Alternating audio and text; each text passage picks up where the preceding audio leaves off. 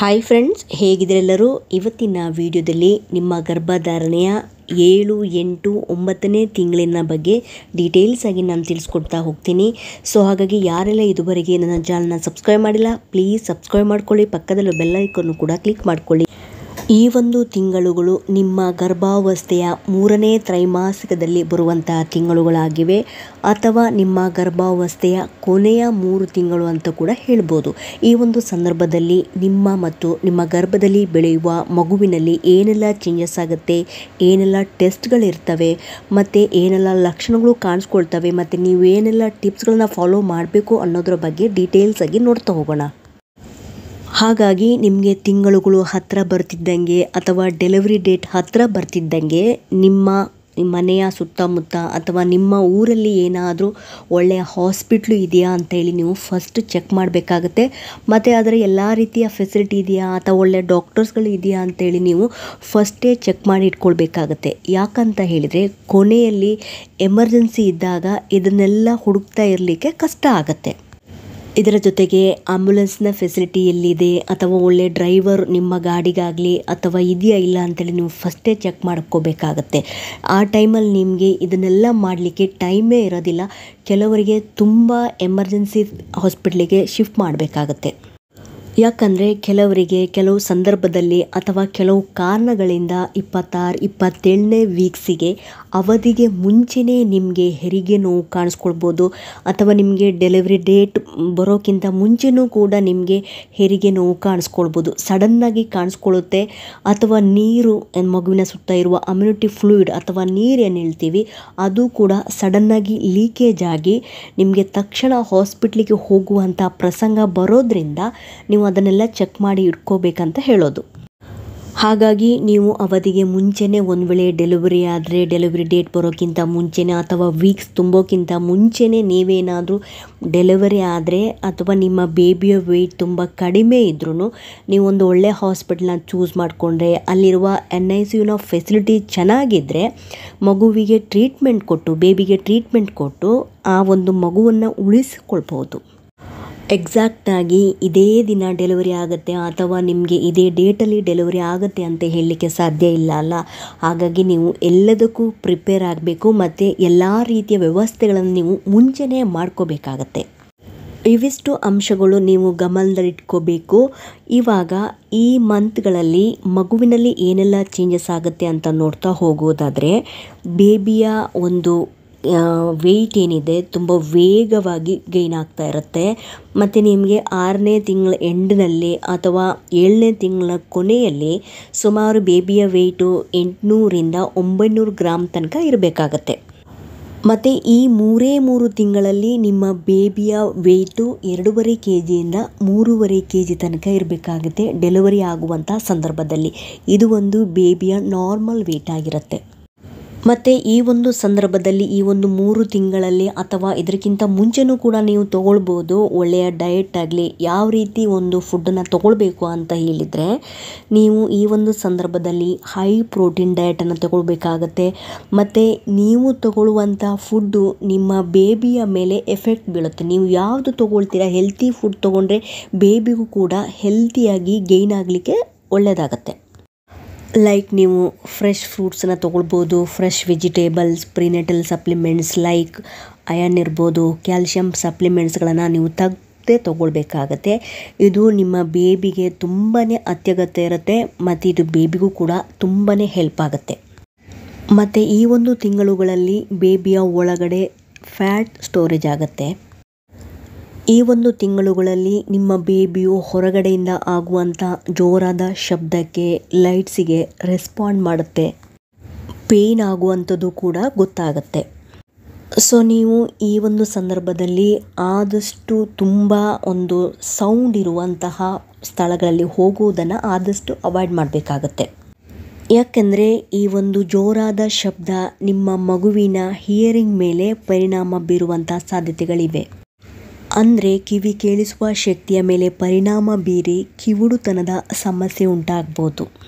ಅದೇ ರೀತಿ ಈ ಒಂದು ತಿಂಗಳುಗಳಲ್ಲಿ ಮಗುವಿನ ಮೂಮೆಂಟ್ ನಿಮಗೆ ಜಾಸ್ತಿ ಫೀಲ್ ಆಗುತ್ತೆ ಮತ್ತು ತುಂಬ ಸ್ಟ್ರಾಂಗ್ ಆಗು ಕೂಡ ಫೀಲ್ ಆಗುತ್ತೆ.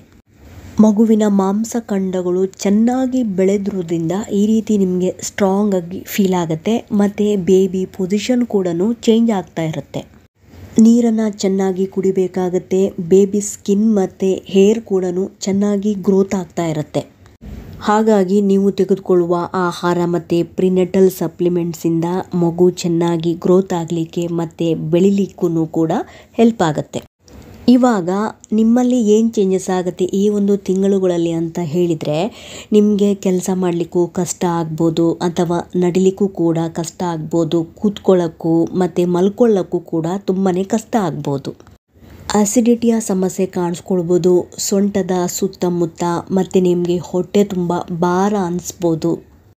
ಹೊಟ್ಟೆಯ ಕೆಳಭಾಗದಲ್ಲಿ ಮತ್ತು ಪ್ರೈವೇಟ್ ಪಾರ್ಟ್ ಹತ್ರ ನಿಮಗೆ ತುಂಬ ಪ್ರೆಷರ್ ಫೀಲ್ ಆಗ್ಬೋದು. ತುಂಬಾ ಸುಸ್ತು ಕಾಣಿಸ್ಕೊಳ್ಬೋದು. ಏನು ಕೆಲಸ ಮಾಡಿದರೂ ನಿಮಗೆ ತುಂಬಾ ಸುಸ್ತು ಕಾಣಿಸ್ಕೊಳ್ಳುತ್ತೆ. ಈ ಒಂದು ಸಂದರ್ಭದಲ್ಲಿ ನಿಮ್ಮ ಕಾಲುಗಳಲ್ಲಿ ಸೆಳೆತ ಕಾಣಿಸ್ಕೊಳ್ಬೋದು, ನೋವು ಕಾಣಿಸ್ಕೊಳ್ಬೋದು, ಅಥವಾ ಸ್ವೆಲ್ಲಿಂಗ್ ಕೂಡ ಕಾಣಿಸ್ಕೊಳ್ಬೋದು. ಈ ಒಂದು ಸ್ವೆಲ್ಲಿಂಗು ಲೈಟಾಗಿರಬೇಕು, ತುಂಬ ಜಾಸ್ತಿ ಇರಬಾರ್ದು, ಅಥವಾ ಹೋಲ್ ಬಾಡಿ ನಿಮಗೆ ಸ್ವೆಲ್ಲಿಂಗ್ ಇರಬಾರ್ದು. ಸ್ವಲ್ಪ ಮಟ್ಟಿನ ಸ್ವೆಲ್ಲಿಂಗ್ ಇದು ಕಾಮನ್ ಆಗಿರುತ್ತೆ. ನಿಮ್ಮ ಹೊಟ್ಟೆ ತುಂಬ ದೊಡ್ಡದಾಗಿರೋದ್ರಿಂದ ಈ ಒಂದು ತಿಂಗಳುಗಳಲ್ಲಿ ಸ್ಟ್ರೆಚ್ ಮಾರ್ಕ್ಗಳು ಕೂಡ ಜಾಸ್ತಿ ಕಾಣಿಸ್ಕೊಳ್ತವೆ. ಮತ್ತು ಅದೇ ರೀತಿ ಸ್ವಲ್ಪ ಕೆಲಸ ಮಾಡಿದರೂ ಕೂಡ ನಿಮಗೆ ಉಸಿರಾಡಲಿಕ್ಕೂ ಕೂಡ ಕಷ್ಟ ಆಗ್ಬೋದು. ಕಾನ್ಸ್ಟಿಪೇಷನ್ ಕಾಣಿಸ್ಕೊಳ್ಬೋದು, ಅಥವಾ ಹೆಮೊರಾಯ್ಡ್ಸ್, ಪೈಲ್ಸ್ನಂಥ ಸಮಸ್ಯೆ ಕೂಡ ಕಾಣಿಸ್ಕೊಳ್ಬೋದು. ನಿಮಗೆ ನಿದ್ದೆ ಸರಿಯಾಗಿ ಮಾಡಲಿಕ್ಕೆ ಆಗದೇ ಇರ್ಬೋದು. ಹಾಗಾಗಿ ನೀವೇನು ಮಾಡಬೇಕು, ನಿಮಗೆ ಡೇ ಟೈಮಲ್ಲಿ ಏನಾದರೂ ಸ್ವಲ್ಪ ಟೈಮ್ ಸಿಕ್ಕಿದ್ರು ಆವಾಗಲೂ ಕೂಡ ನೀವು ಸ್ವಲ್ಪ ರೆಸ್ಟ್ ತಗೋಬೋದು. ಮತ್ತು ರಾತ್ರಿ ಹೊತ್ತು ಕೂಡ ನಿಮಗೆ ನಿದ್ದೆ ಮಾಡಲಿಕ್ಕೂ ಕಷ್ಟ ಆದ್ರೂ ಆದಷ್ಟು ನೀವು ಸ್ವಲ್ಪ ನಿದ್ದೆ ಮಾಡಲಿಕ್ಕೆ ಪ್ರಯತ್ನ ಮಾಡಬೇಕಾಗುತ್ತೆ. ನಿಮ್ಮ ಬ್ಯಾಕ್ನ ಶೇಪ್ ಕೂಡ ಚೇಂಜ್ ಆಗ್ಬೋದು. ಹಾಗಾಗಿ ನೀವೇನು ಮಾಡಬೇಕು ಅಂತ ಹೇಳಿದ್ರೆ, ಕೂತ್ಕೋಬೇಕಾದ್ರೆ ಆದಷ್ಟು ನೀವು ಸ್ಟ್ರೈಟಾಗಿ ಕೂತ್ಕೋಬೇಕಾಗತ್ತೆ. ನಿಮ್ಮ ಬ್ಯಾಕಲ್ಲಿ ಒಂದು ಪಿಲ್ಲೋ ಸಪೋರ್ಟನ್ನು ಇಟ್ಕೊಂಡು ನೀವು ಕೂತ್ಕೋಬೇಕಾಗತ್ತೆ. ಸ್ಟ್ರೈಟಾಗಿ ನೀವು ಕೂತ್ಕೋಬೇಕಾಗತ್ತೆ. ಬೆಂಡ್ ಮಾಡಿ ಆದಷ್ಟು ಕೂತ್ಕೊಳ್ಳೋದನ್ನು ಅವಾಯ್ಡ್ ಮಾಡಬೇಕಾಗತ್ತೆ.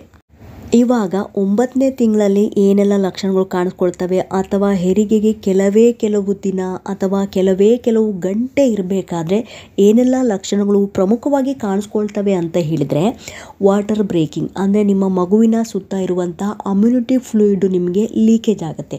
ಕೆಲವರಿಗೆ ಸ್ವಲ್ಪವಾಗಿ ಲೀಕೇಜ್ ಆದರೆ, ಇನ್ನು ಕೆಲವರಿಗೆ ಸಡನ್ನಾಗಿ ಲೀಕೇಜ್ ಆಗುತ್ತೆ. ಈ ರೀತಿ ಏನಾದರೂ ಆದರೆ ನೀವು ತಕ್ಷಣ ಹಾಸ್ಪಿಟ್ಲಿಗೆ ಹೋಗಬೇಕಾಗತ್ತೆ. ನೆಕ್ಸ್ಟ್ ನಿಮ್ಮ ವೈಟ್ ಡಿಸ್ಚಾರ್ಜಲ್ಲಿ ಬ್ಲಡ್ ಕಾಣಿಸ್ಕೊಳ್ಳುತ್ತೆ. ಅಂದರೆ ಬ್ಲಡ್ ಮಿಕ್ಸ್ಡ್ ವೈಟ್ ಡಿಸ್ಚಾರ್ಜ್ ಹೋಗುತ್ತೆ, ಅಥವಾ ಮ್ಯೂಕಸ್ ಪ್ಲಗ್ ಡಿಸ್ಚಾರ್ಜ್ ಅಂತಲೂ ಕೂಡ ಹೇಳ್ತೀವಿ. ಈ ರೀತಿ ಡಿಸ್ಚಾರ್ಜ್ ಆದ್ರೂ ಕೂಡ ನೀವು ನೆಗ್ಲೆಕ್ಟ್ ಮಾಡದೆ ಹಾಸ್ಪಿಟ್ಲಿಗೆ ಹೋಗಬೇಕಾಗತ್ತೆ. ನಿಮಗೆ ವೈಟ್ ಡಿಸ್ಚಾರ್ಜು ಥ್ರೂಔಟ್ ದ ಪ್ರೆಗ್ನೆನ್ಸಿಯಲ್ಲಿ ಹೋಗ್ತಾ ಇರುತ್ತೆ, ಅದು ಕಾಮನ್ ಆಗಿರುತ್ತೆ. ಆದರೆ ಆ ಒಂದು ವೈಟ್ ಡಿಸ್ಚಾರ್ಜಲ್ಲಿ ಏನಾದರೂ ಬ್ಲಡ್ ಮಿಕ್ಸ್ಡ್ ಆಗಿ ಹೋಗ್ತಾ ಇದೆ ಅಂತ ಹೇಳಿದ್ರೆ ಮಾತ್ರ ನೀವು ಹಾಸ್ಪಿಟ್ಲಿಗೆ ಹೋಗಬೇಕಾಗತ್ತೆ. ಇದನ್ನು ನೀವು ನೆಗ್ಲೆಕ್ಟ್ ಮಾಡಬಾರ್ದು. ಲೋವರ್ ಬ್ಯಾಕ್ ಪೇನ್ ಕಾಣಿಸ್ಕೊಳ್ಳುತ್ತೆ. ಅಂದರೆ ನಿಮಗೆ ಹೆರಿಗೆಗೆ ಇನ್ನೇನು ಸ್ವಲ್ಪ ಟೈಮ್ ಇರಬೇಕು ಅಂತ ಹೇಳಿದರೆ, ನಿಮ್ಮ ಸೊಂಟದ ಕೆಳಭಾಗದಲ್ಲಿ ವಿಪರೀತ ಪೇನ್ ಕಾಣಿಸ್ಕೊಳ್ಳುತ್ತೆ. ಅದು ಹಿಂದ್ಗಡೆಯಿಂದ ಸ್ಟಾರ್ಟಾಗಿ ಮುಂದ್ಗಡೆ ನಿಮಗೆ ಸ್ಟ್ರಾಂಗ್ ಆಗಿ ಪೇನ್ ಕಾಣಿಸ್ಕೊಳ್ಳುತ್ತೆ. ತೊಡೆ ಭಾಗದಲ್ಲೂ ಕೂಡ ತುಂಬ ಪೇನ್ ಕಾಣಿಸ್ಕೊಳ್ಳುತ್ತೆ. ಈ ರೀತಿ ಪೇನ್ ಕಾಣಿಸ್ಕೊಂಡ್ರೂ ಕೂಡ ನೀವು ಡಾಕ್ಟರ್ ಹತ್ರ ಹೋಗಬೇಕಾಗತ್ತೆ. ಅಥವಾ ಸ್ವಲ್ಪ ಸಮಯ ಬಿಟ್ಟು ನಿಮಗೆ ಹೆರಿಗೆ ನೋವು ಕೂಡ ಕಾಣಿಸ್ಕೊಳ್ಬೋದು. ನೆಕ್ಸ್ಟ್ ಎಕ್ಸ್ಟ್ರೀಮ್ ಕಾಂಟ್ರಾಕ್ಷನ್ ಅಂದರೆ ಯುಟ್ರೈನ್ ಕಾಂಟ್ರಾಕ್ಷನ್ ಅಂತ ಕೂಡ ಕರಿತೀವಿ. ನಿಮ್ಮ ಗರ್ಭಕೋಶದ ಸಂಕೋಚನೆಗಳು ಅಂತ ಕೂಡ ಹೇಳ್ತೀವಿ ಕನ್ನಡದಲ್ಲಿ. ಈ ಒಂದು ಸಂದರ್ಭದಲ್ಲಿ ನಿಮಗೆ ಹೆರಿಗೆಯ ನೋವು ಕೂಡ ಕಾಣಿಸ್ಕೊಳ್ಬೋದು. ಅದು ಫಸ್ಟ್ ನಿಮಗೆ 1 ಗಂಟೆಗೊಂದ್ಸರಿ ಕಾಣಿಸ್ಕೊಂಡು, ನಂತರ ಅದು ಅರ್ಧ ಗಂಟೆಗೊಂದ್ಸರಿ, 20 ನಿಮಿಷಕ್ಕೊಂದ್ಸರಿ, 5 ನಿಮಿಷಕ್ಕೊಂದ್ಸರಿ ನಿಮಗೆ ಬಿಟ್ಟು ನಿಮಗೆ ಸ್ಟ್ರಾಂಗ್ ಪೇನ್ ಕಾಣಿಸ್ಕೊಳ್ಳುತ್ತೆ. ಒಂದ್ಸರಿ ನಿಮಗೇನಾದರೂ ಹೆರಿಗೆ ನೋವು ಕಾಣಿಸ್ಕೊಂಡ್ರೆ ಅದು ಸ್ಟಾಪ್ ಆಗೋದಿಲ್ಲ, ಅದು ನಿಮಗೆ ಜಾಸ್ತಿನೇ ಆಗ್ತಾ ಹೋಗುತ್ತೆ. ಸೊ ಹಾಗಾಗಿ ಈ ರೀತಿ ಏನಾದರೂ ನೋವು ಕಾಣಿಸ್ಕೊಂಡ್ರೆ ನೀವು ನೆಗ್ಲೆಕ್ಟ್ ಮಾಡಬಾರ್ದು. ಮಗುವಿನ ಸುತ್ತ ಇರುವ ನೀರು ಹೋಗಲಿ ಅಥವಾ ಬೇರೆ ಏನಾದರೂ ಲಕ್ಷಣ ಕಾಣಿಸ್ಕೊಳ್ಳಿ ಅಂತೇಳಿ ವೆಯ್ಟ್ ಮಾಡಬಾರ್ದು. ಈ ರೀತಿ ಏನಾದರೂ ನಿಮಗೆ ಪೇಯ್ನ್ ಸ್ಟ್ರಾಂಗ್ ಆಗಿ ಬಿಟ್ಟು ಬರ್ತಾ ಇದೆ, ಸ್ಟಾಪ್ ಆಗ್ತಾ ಇಲ್ಲ ಅಂತ ಹೇಳಿದ್ರೂ ಕೂಡ ಇದು ಒಂದು ನಿಮಗೆ ಡೆಲಿವರಿಯ ಪ್ರಮುಖ ಲಕ್ಷಣವಾಗೂ ಕೂಡ ಕಾಣಿಸ್ಕೊಳ್ಳುತ್ತೆ. ಇನ್ನೇನು ಕೆಲವೇ ಗಂಟೆಗಳಲ್ಲೂ ನಿಮಗೆ ಡೆಲಿವರಿ ಆಗ್ಬೋದು.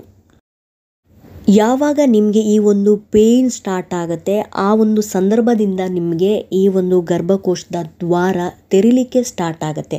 ಯಾವಾಗ ತೆರಿಲಿಕ್ಕೆ ಸ್ಟಾರ್ಟ್ ಆಗುತ್ತೆ ಪೇಯ್ನ್ ಕೂಡ ಜಾಸ್ತಿ ಆಗುತ್ತೆ. ಇವೆಲ್ಲ ನಿಮಗೆ ಸಾಮಾನ್ಯವಾಗಿ 9ನೇ ತಿಂಗಳಲ್ಲಿ ಕಾಣಿಸಿಕೊಳ್ಳುವಂಥ ಲಕ್ಷಣವಾಗಿದೆ. ಇದಕ್ಕಿಂತ ಮುಂಚೆ ನಿಮಗೆ ಬ್ರಾಕ್ಸನ್ ಹಿಕ್ಸ್ ಕಾಂಟ್ರಾಕ್ಷನ್ ಅಂತ ಹೇಳ್ತೀವಿ. ಇದು ಕೂಡ ನಿಮ್ಮ ಗರ್ಭಕೋಶದ ಸಂಕೋಚನೆಗಳು ಅಂತ ಕೂಡ ಕರಿತೀವಿ. ಇದು ನಿಮಗೆ ಲೈಟಾಗಿ ಕಾಣಿಸ್ಕೊಳ್ಳುತ್ತೆ. ಸುಳ್ಳು ಹೆರಿಗೆ ನೋವು ಅಂತ ಕೂಡ ಕರಿತೀವಿ. ಈ ರೀತಿಯ ಪೇಯ್ನ್ ನಿಮಗೆ ಲೈಟಾಗಿ ಕಾಣಿಸ್ಕೊಂಡು ಸ್ವಲ್ಪ ರೆಸ್ಟ್ ತಗೊಂಡಾಗ ಹೋಗುತ್ತೆ. ಆದರೆ ಲೇಬರ್ ಪೇಯ್ನ್ ಈ ಥರ ಅಲ್ಲ. ನಿಮಗೆ ಡೆಲಿವರಿ ಆಗಲಿಕ್ಕೆ ಆಗುವಂಥ ಪೇಯ್ನ್ ಇರೋದಿಲ್ಲ. ಇದು ರೆಸ್ಟ್ ತಗೊಂಡ್ರೂ ಹೋಗೋದಿಲ್ಲ, ನೀವೇನು ಮಾಡಿದ್ರೂ ಹೋಗೋದಿಲ್ಲ. ಈ ಒಂದು ಸುಳ್ಳು ಹೆರಿಗೆ ನೋವೇ ನಿಮಗೆ ಮುಂದೆ ನಿಜವಾದ ಹೆರಿಗೆ ನೋವಾಗಿ ಕನ್ವರ್ಟ್ ಆಗುತ್ತೆ. ಹಾಗಾಗಿ ಈ ಒಂದು ಸುಳ್ಳು ಹೆರಿಗೆ ನೋವು ನಿಮಗೆ ದಿನದಲ್ಲಿ 3ರಿಂದ 4, 5 ಸರಿ ನಿಮಗೆ ಅನುಭವ ಆಗ್ಬೋದು. ಲೈಟಾಗಿ ಅನುಭವ ಆಗುತ್ತೆ ಮತ್ತು ಇದು ರೆಸ್ಟ್ ತಗೊಂಡಾಗ ತನ್ನಷ್ಟಕ್ಕೆ ತಾನೇ ಹೋಗುತ್ತೆ. ಪದೇ ಪದೇ ಯೂರಿನ್ ಪಾಸ್ ಮಾಡಬೇಕು ಅಂತ ಅನಿಸುತ್ತೆ. ಹಾಗಂತ ಹೇಳಿ ನೀವು ನೀರು ಕುಡಿದೇ ಇರಬಾರ್ದು. ನೀರು ಸಾಕಾಗುವಷ್ಟು ನೀವು ಕುಡಿಲೇಬೇಕಾಗತ್ತೆ. ನಿಮಗೆ ಕಾನ್ಸ್ಟಿಪೇಷನ್ನ ಸಮಸ್ಯೆ ಇದ್ದರೆ ಅಂದರೆ ಮಲಬದ್ಧತೆಯ ಸಮಸ್ಯೆ ಇದ್ದರೆ ನೀವು ಓಟ್ಸ್ ಮತ್ತು ಮಿಲೆಟ್ಸನ್ನು ನೀವು ತೆಗೆದುಕೊಳ್ಬೋದು. ಈ ಒಂದು ಸಮಸ್ಯೆ ತುಂಬ ಜಾಸ್ತಿ ಆದರೆ ನೀವು ಖಂಡಿತವಾಗಿ ಡಾಕ್ಟ್ರನ್ನ ಕನ್ಸಲ್ಟ್ ಮಾಡಿ ಅದಕ್ಕೆ ಬೇಕಾದ ಮೆಡಿಸಿನನ್ನು ನೀವು ತೆಗೆದುಕೊಳ್ಬೇಕಾಗತ್ತೆ. ಇನ್ನು ಕೆಲವರಿಗೆ ನೆಸಸರಿ ಇದ್ದರೆ ಗ್ಲೂಕೋಸ್ ಟಾಲರೆಂಟ್ ಟೆಸ್ಟನ್ನು ಕೂಡ ರಿಪೀಟ್ ಮಾಡ್ಬೋದು. ಅಂದರೆ ನಿಮಗೆ ಮುಂಚೆ ಮಾಡಿರುವಂಥ ಶುಗರ್ ಟೆಸ್ಟು ಮತ್ತೆ ರಿಪೀಟ್ ಮಾಡ್ಬೋದು ನೆಸಸರಿ ಇದ್ದರೆ ಮಾತ್ರ. ಇವಾಗ ಯಾವೆಲ್ಲ ಡೇಂಜರಸ್ ಸಿಂಪ್ಟಮ್ಸ್ಗಳು ಇರ್ತವೆ ಈ ಒಂದು ತಿಂಗಳುಗಳಲ್ಲಿ ಅಥವಾ ಯಾವೆಲ್ಲ ಸಿಂಪ್ಟಮ್ಸ್ಗಳು ಕಾಣಿಸ್ಕೊಂಡ್ರೆ ನೀವು ತಕ್ಷಣ ಹಾಸ್ಪಿಟ್ಲಿಗೆ ಹೋಗಬೇಕು ಅಂತ ಹೇಳಿದರೆ, ಮೊದಲನೇದಾಗಿ ಯಾವುದೇ ರೀತಿಯ ಬ್ಲೀಡಿಂಗ್ ಕಾಣಿಸ್ಕೊಳ್ಬಾರ್ದು. ಒಂದು ವೇಳೆ ಬ್ಲೀಡಿಂಗ್ ಕಾಣಿಸ್ಕೊಂಡ್ರು ನೀವು ತಕ್ಷಣ ಡಾಕ್ಟ್ರನ್ನ ಕನ್ಸಲ್ಟ್ ಮಾಡಬೇಕಾಗತ್ತೆ.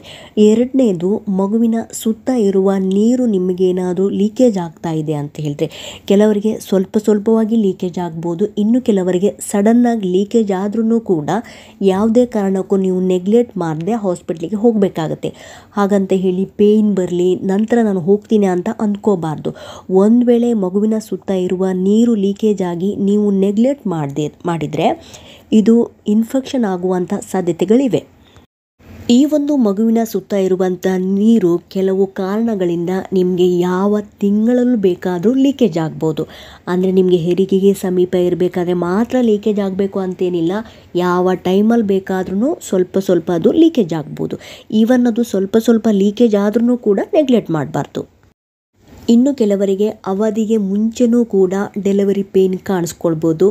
ಅದಕ್ಕೋಸ್ಕರ ಈ ರೀತಿ ಏನಾದರೂ ಪೇಯ್ನ್ ನಿಮಗೆ ಸ್ಟ್ರಾಂಗಾಗಿ ಕಾಣಿಸ್ಕೊಂಡ್ರೆ ನೀವು ತಕ್ಷಣ ಡಾಕ್ಟ್ರನ್ನ ಕನ್ಸಲ್ಟ್ ಮಾಡಬೇಕಾಗತ್ತೆ.